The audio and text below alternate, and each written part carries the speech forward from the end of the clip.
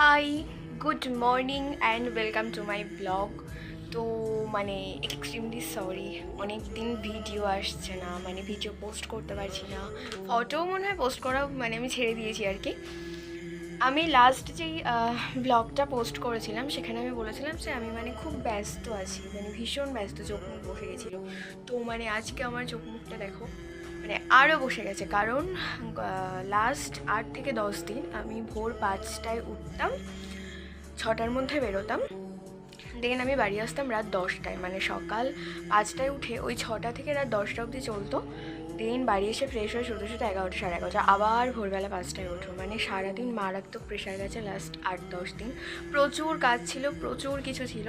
তো সেগুলো তোমাদের সাথে শেয়ার করতে পারলে খুব ভালো হতো। বিয়ের কিছু কাজ ছিল, তত্ত্ব সাজানো, হ্যাঁ টাইম, ক্লাস করানো, প্রোগ্রাম। তো কিচ্ছু শেয়ার করা হয়নি। I am so sorry. তো আজকে আগের কি বলবো, আগের দিনগুলোর তুলনায় আজকের দিনটা একটু হালকা। তো আমি সেই কারণে আজকে ভাবলাম একটু ভ্লগ করবো, তোমাদের সাথে শেয়ার করবো।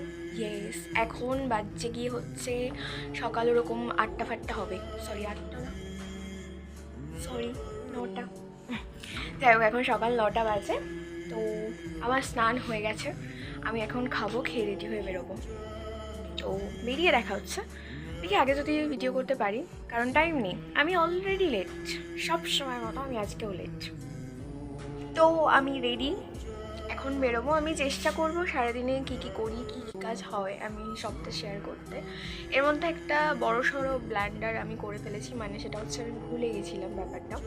আমার শরীরটা ভালো না বলে আমি ডাক্তার দেখাবো বলে আমি ডাক্তারের চেম্বারে নাম লিখিয়েছিলাম, সেটা 3-4 দিন আগে, সেটা ডেট ছিল আজকে। তো আমার মাথা থেকেই বেরিয়ে গেছে। একটু আগে আমি রেডি হচ্ছি, তখন চেম্বার থেকে কল করেছিল যে আজকে উনি 12টা 12:30টায় টাইম ছিল, আমাকে বলছে আপনি আসছেন। তো তখন আমার মনে পড়েছে যে আমার চেক আপ করানোর ছিল।